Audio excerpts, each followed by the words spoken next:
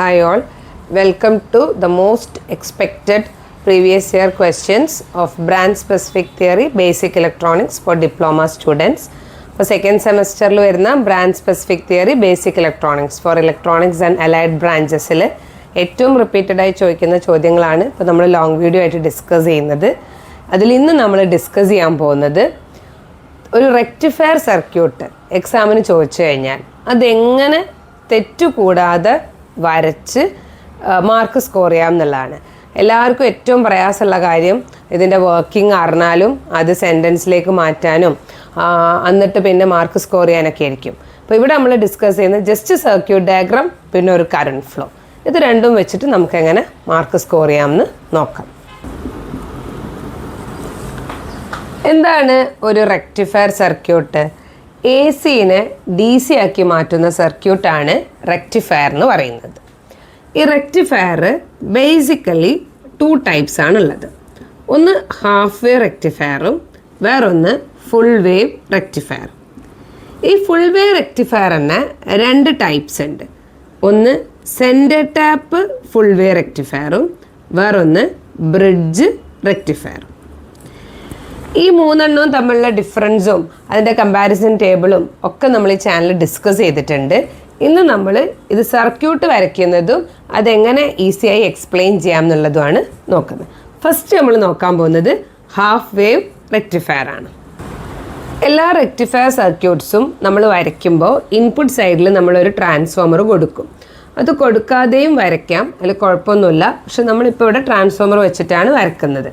അപ്പോൾ ഇൻപുട്ട് സൈഡിൽ ആദ്യം ഒരു സ്റ്റെപ്പ് ഡൗൺ ട്രാൻസ്ഫോമർ ഉണ്ടാവും.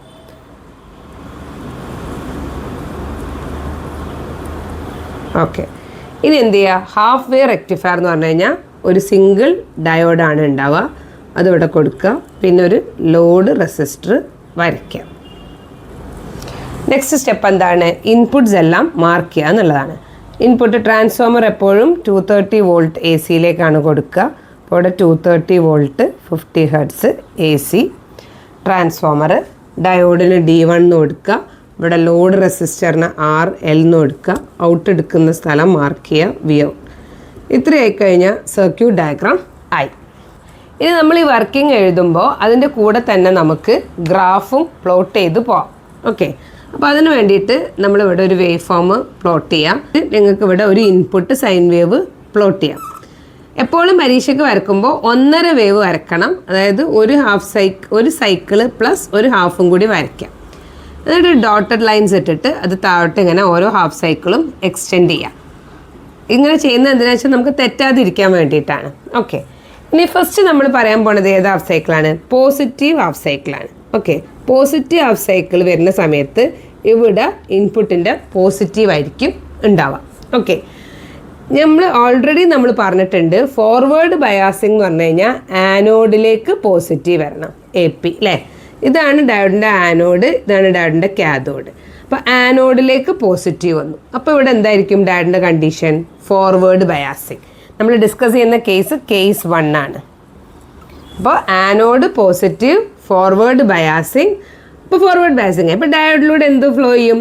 കറണ്ട് ഫ്ലോ ചെയ്യും. അപ്പോൾ കറണ്ട് എപ്പോഴും ഫ്ലോ ചെയ്യുന്നത് മാർക്ക് ചെയ്യുന്നത് എങ്ങനെ വേണം? ഇവിടെ നിന്നാണ് തുടങ്ങുന്നത്, അത് ഡയോഡിലൂടെ ഫ്ലോ ചെയ്ത് ഈ റെസിസ്റ്ററിലൂടെ ഫ്ലോ ചെയ്ത് തിരിച്ചെവിടേക്ക് തന്നെ വരും? ട്രാൻസ്ഫോമറിലേക്ക് തന്നെ വരും. അപ്പോൾ ഈ റെസിസ്റ്ററിലൂടെ ഒഴുകിയത് എങ്ങനെയാണ്? ഇങ്ങനെ പോയി ഇങ്ങനെ ഒഴുകുന്നു അല്ലേ? അപ്പോൾ അവിടെ നമ്മൾ ജസ്റ്റ് ഒരു ആരോ ഇടാം. അപ്പോൾ കേസ് 1 നമുക്ക് എന്ത് കാര്യങ്ങൾ എഴുതേണ്ട ആവശ്യമുള്ളൂ? D1 forward biased. Current flow ചെയ്യുന്നുണ്ടോ? ഉണ്ട്. കറണ്ട് ഫ്ലോൻ്റെ പാത്താണ് നമ്മൾ അടുത്ത് എഴുതേണ്ടത്. എങ്ങനെയാണ് എഴുതുക? ഇതെന്താണ്? Transformer secondary. അപ്പോൾ ട്രാൻസ്ഫോമർ സെക്കൻഡറി അവിടുന്ന് സ്റ്റാർട്ട് ചെയ്തിട്ട് diode D1, load resistor RL, തിരിച്ചങ്ങോട്ട് തന്നെ വന്നു, ട്രാൻസ്ഫോമർ സെക്കൻഡറിയിലേക്ക് തന്നെ വന്നു. ഈ 3 പോയിൻറ്റ്സ് എഴുതിയാൽ തന്നെ നമുക്ക് പകുതി മാർക്കായി. അപ്പോൾ വളരെ ഈസി ആയിട്ട് നമ്മൾ പോസിറ്റീവ് ഹാഫ് സൈക്കിൾ എക്സ്പ്ലെയിൻ ചെയ്തു. അപ്പോൾ പോസിറ്റീവ് ഹാഫ് സൈക്കിളിൽ കറണ്ട് ഫ്ലോ ചെയ്യുന്നുണ്ട്. അപ്പോൾ ഇതാണ് പോസിറ്റീവ് ഹാഫ് സൈക്കിൾ. അപ്പോൾ പോസിറ്റീവ് ഹാഫ് സൈക്കിളിൽ കറണ്ട് ഫ്ലോ ചെയ്യുന്നുണ്ട്, അതുകൊണ്ട് തന്നെ നമുക്ക് ഔട്ട്പുട്ടും ഉണ്ടാവും. ഇനി നെക്സ്റ്റ് കേസ് 2 ഏത് ഹാഫ് സൈക്കിളാണ്? Negative half cycle. അപ്പോൾ ഇവിടെ മൈനസ് ആയിരിക്കും, ആനോഡിലേക്ക് നെഗറ്റീവ്. അപ്പോൾ എന്ത് ബയാസിങ് ആയി? റിവേഴ്സ് ബയാസിങ് ആയി. D1 reverse biased. റിവേഴ്സ് ബയാസിങ്ങിൽ കറണ്ട് ഫ്ലോ ചെയ്യോ? ഇല്ല. കാരണം എന്താണ്? ഇവിടെ കറണ്ട് ഫ്ലോ ചെയ്യൂല, ഇത് ഓപ്പൺ സർക്യൂട്ട് ആയിട്ടായിരിക്കും ഉണ്ടാവുക. അപ്പോൾ no current flows. Current flow ചെയ്യാത്ത കേസിൽ പിന്നെ ഔട്ട്പുട്ട് ഒന്നും ഉണ്ടാവില്ലല്ലോ. അപ്പോൾ നെഗറ്റീവ് ഹാഫ് സൈക്കിളിൽ ഔട്ട്പുട്ട് ഒന്നും ഉണ്ടാവില്ല. ഇനി അടുത്ത പോസിറ്റീവ് ഹാഫ് സൈക്കിൾ വന്നു. അടുത്ത പോസിറ്റീവ് ഹാഫ് സൈക്കിൾ വരുമ്പോൾ ഡയോഡ് വീണ്ടും ഫോർവേഡ് ബയാസ് ആവും. അപ്പോൾ കറണ്ട് വീണ്ടും ഫ്ലോ ചെയ്യും. ഇത്രയേ ഉള്ളൂ. അപ്പോൾ 2 കേസസ് വളരെ ഈസി ആയിട്ട് നമ്മൾ എക്സ്പ്ലനേഷനും കൊടുത്തു. ഇനി നമ്മൾ എന്ത് നോക്കാൻ പോവാണ്? Centre tap full wave rectifier നോക്കാൻ പോവാണ്. ഈ centre tap full wave rectifier എക്സാമിന് ചോദിച്ചാൽ ഒരു 80% കുട്ടികളും വരുത്തുന്ന മിസ്റ്റേക്ക് എന്ന് പറയുന്നത് ഈ ഒരു സർക്യൂട്ട് ഇങ്ങനെയാണ് വരയ്ക്കുക. ഇതുപോലെ വരച്ചു വെക്കും. ബാക്കി എക്സ്പ്ലനേഷനും വേവ് ഫോമും ഒക്കെ കറക്റ്റ് ആയിരിക്കും. ഇത് ഏറ്റവും വലിയ മിസ്റ്റേക്സിലൊന്നാണ്. ഒരിക്കലും ഇത് തെറ്റാണ്, ഒരിക്കലും ഇത് ശരിയല്ല. ഇവിടെ എന്താണ് കുട്ടിക്ക് വരുന്ന തെറ്റ്? സെൻറ്റർ ടാപ്പ് ചെയ്യണം. അത് നമ്മൾ ഓർത്ത് വെക്കണം. ഫുൾ വേവ് റെക്ടിഫയർ മാത്രം ചോദിച്ചാൽ നമുക്ക് ബ്രിഡ്ജും എഴുതാം, സെൻറ്റർ ടാപ്പും എഴുതാം.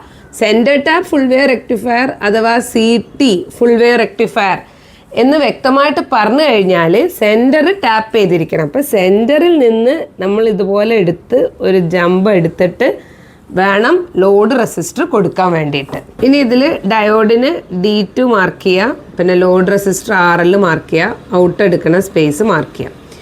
ഇനി ചില ആൾക്കാർ ഇത് പഠിച്ചിട്ടുണ്ടാവുക വേറെ രീതിയിലായിരിക്കും. ഈ ലോഡ് റെസിസ്റ്റർ ഇതിനെ നടുവിൽ കൊടുത്തിട്ടായിരിക്കും. ആ രീതിക്കും നിങ്ങൾക്ക് പഠിക്കുക, ഇങ്ങനെയും പഠിക്കുക. ഞാനിതിങ്ങനെ എക്സ്പ്ലെയിൻ ചെയ്യുന്നത് നമ്മൾ കറണ്ട് ഫ്ലോനെ ബേസ് ചെയ്തിട്ട് വർക്കിംഗ് എഴുതുമ്പോൾ ഇതാണ് നമുക്ക് ഏറ്റവും ഈസി ആയിട്ടുള്ളത്. ഇനി വേവ് ഫോം വരയ്ക്കാൻ വേണ്ടിയിട്ട് നമുക്ക് സൈഡിൽ വേവ് ഫോംസും പ്ലോട്ട് ചെയ്ത് വെക്കാം. ഓക്കെ, ഇനി എന്ത് നോക്കാം? കേസ് 1 നോക്കാം. First case during positive half cycle. Plus ഇവിടെ വരും, 0 ഇവിടെ വരും, മൈനസ് ഇവിടെ വരും. ഓക്കെ, ആനോഡിലേക്ക് പോസിറ്റീവ്. ഈ ലോജിക്ക് ഫോളോ ചെയ്യുന്നത് എവിടെ മാത്രമാണ്? ഡയോഡ് D1ൻ്റെ കേസിൽ മാത്രമാണ്. D2ൻ്റെ കേസിൽ ആനോഡിലേക്ക് നെഗറ്റീവാണ്. അപ്പോൾ ഏതാണ് forward bias? D1 forward bias, D2 reverse bias. എല്ലാവർക്കും സംശയം ഉണ്ടാവില്ല ഇത് നമ്മൾ ബൈ ഹാർട്ട് ചെയ്തിട്ടുണ്ടെങ്കിൽ. അപ്പോൾ D1 ആണ് ഫോർവേഡ് ബയാസ്.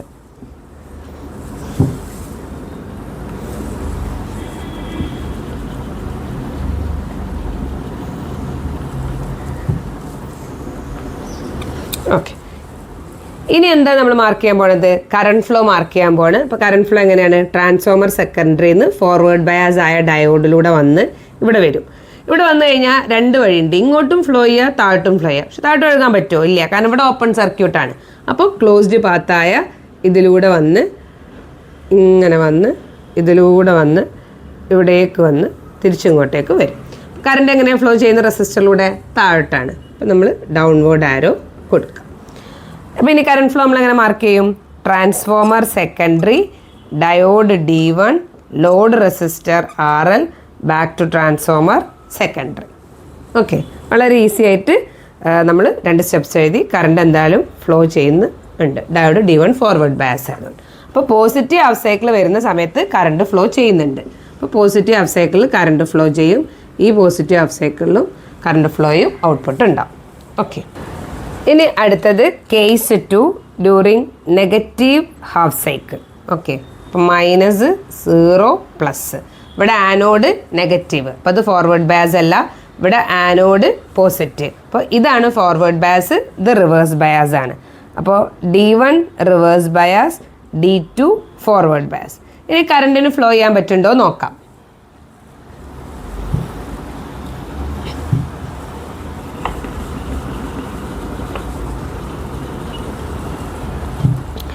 നമ്മളിവിടെ പോസിറ്റീവിൽ നിന്ന് ഇവിടെ നിന്ന് സ്റ്റാർട്ട് ചെയ്യാണ്.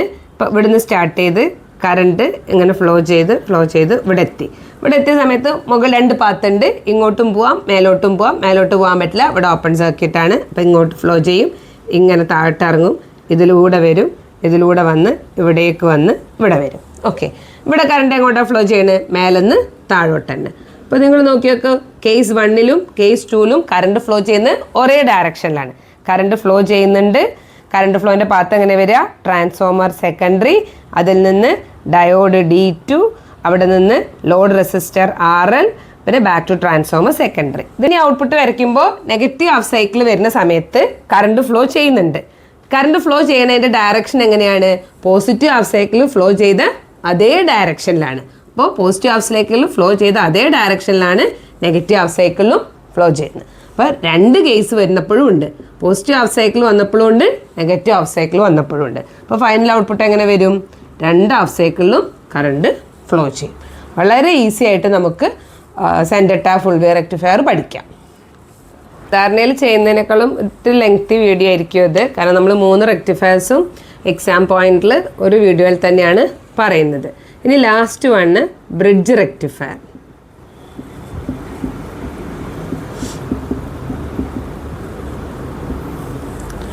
ഇനി ബ്രിഡ്ജ് റെക്ടിഫയറും പല രീതിയിൽ ഡയഗ്രാം വരയ്ക്കാൻ പഠിച്ചിട്ടുണ്ടാവും.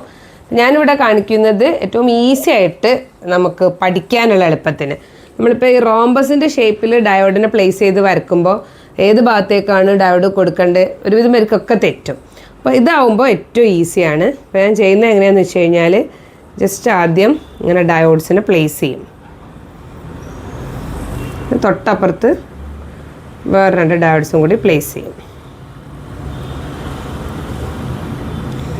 ഇനി നമ്മൾ ഇതിൻ്റെ കണക്ഷൻ ട്രാൻസ്ഫോമറിൻ്റെ സൈഡ് വരയ്ക്കാൻ പോവാണ്.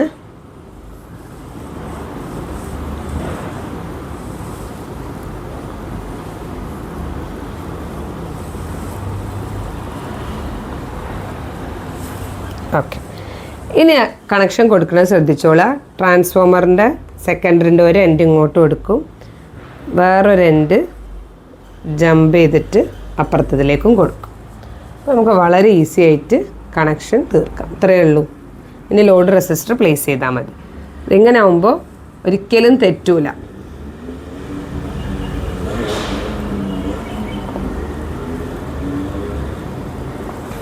ഇനി എന്താണ് നെക്സ്റ്റ് പരിപാടി? ഇൻപുട്സ് ഒക്കെ മാർക്ക് ചെയ്യുക. ഇപ്പോൾ ഇവിടെ ഇൻപുട്സ് 230 വോൾട്ട് 50 ഹെർട്സ് മാർക്ക് ചെയ്യുക. ഡയറ്റ്സിനെ നെയിം ചെയ്യണമൊക്കെ നമ്മൾക്ക് ആ എക്സാം ഹാളിൽ ഇരുന്നിട്ട് തന്നെ നെയിം ചെയ്യാം കേട്ടോ. അല്ലാണ്ട് അത് ബൈ ഹാർട്ട് ചെയ്യേണ്ട ആവശ്യമൊന്നുമില്ല. എങ്ങനെ വേണമെങ്കിലും നെയിം ചെയ്യാം. അതിനനുസരിച്ച് നമ്മൾ വർക്കിംഗ് എഴുതുന്ന രീതിയാണ്. ബൈ ഹാർട്ട് ചെയ്ത് പോകേണ്ട ആവശ്യമില്ല. Load resistor RL V out എടുക്കാം. ഔട്ട്പുട്ട് വേവ് ഫോം ഞാൻ പിന്നെ ഇവിടെ മെൻഷൻ ചെയ്യുന്നില്ല. അത് same as that of centre ടാപ്പാണ്. വർക്കിംഗ് നോക്കുക. അപ്പോൾ നമ്മുടെ ഗോൾഡൻ റൂൾ മറക്കണ്ട. Anode positive. ഇനി നമ്മൾ ഏത് ഹാഫ് സൈക്കിളാണ് ഫസ്റ്റ് നോക്കാൻ പോണത്? Case 1 during positive half cycle. അപ്പോൾ പ്ലസ് ഇവിടെ വരും, മൈനസ് ഇവിടെ വരും. ആനോഡിലേക്ക് പോസിറ്റീവ് വരുന്നത് ഏതാണ്? ഡയോഡ് D1 ആണ്. പിന്നെ ഇവിടെ ആനോഡിലേക്ക് നെഗറ്റീവാണ്. അപ്പോൾ ഈ ഡയോഡ് ഫോർവേഡ് ബയാസ് ആവില്ല. ഇവിടെ കാഥോഡിലേക്കാണ് പോസിറ്റീവ് വന്നത്. ഈ പോസിറ്റീവ് ഇങ്ങോട്ട് വരുമല്ലോ. അപ്പോൾ അത് കാഥോഡിൽ. അപ്പോൾ ഈ 2 ഡയോഡ്സ് ഫോർവേഡ് ബയാസ് അല്ല. ഇവിടെ ആനോഡ് ഇവിടെയാണ്, കാഥോഡ് ഇവിടെയാണ്. ആനോഡിലേക്ക് പോസിറ്റീവ് എന്ന് പറയുമ്പോൾ കാഥോഡിലേക്ക് നെഗറ്റീവ് വരണം. അപ്പോൾ ഈ 2 ഡയോഡുകളാണ് ഫോർവേഡ് ബയാസ്ഡ്. അപ്പോൾ അത് ഞാൻ ജസ്റ്റ് അതിൻ്റെ ഉള്ളിലൂടെ ഒരു ലൈൻ വരച്ചു. ബാക്കി 2 ഡയോഡും ഓപ്പൺ ആക്കി വെക്കാം.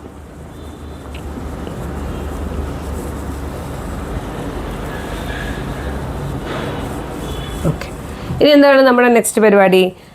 ഫോർവേഡ് ബയാസ് ആയ ഡയോഡുകൾ മെൻഷൻ ചെയ്യുക. അപ്പോൾ D1 D4 ഫോർവേഡ് ബയാസ് ആണ്, കറണ്ട് ഫ്ലോ ചെയ്യുന്നുണ്ട്. നമ്മൾ കറണ്ട് ഫ്ലോൻ്റെ പാത്ത് തുടങ്ങുകയാണ്. നമ്മൾ ഇവിടുന്ന് തുടങ്ങി ഇവിടെ വന്നു. ഇങ്ങോട്ടേക്ക് ഒഴുകാൻ പറ്റില്ലല്ലോ. അപ്പോൾ നേരെ ഇങ്ങോട്ട് പോകും. ലോഡ് റെസിസ്റ്ററിലൂടെ താഴോട്ട് വരും, പിന്നെ ഇവിടെ വരും. ഇവിടെ എത്തിക്കഴിഞ്ഞാൽ ഇങ്ങോട്ട് പോയാൽ ഇവിടെ ഓപ്പൺ ആണ്. അപ്പോൾ എവിടേക്ക് പോവും? ഇവിടേക്ക് പോയി ഇവിടെ എത്തും. ഇവിടുന്ന് നേരെ എവിടേക്ക് വരും?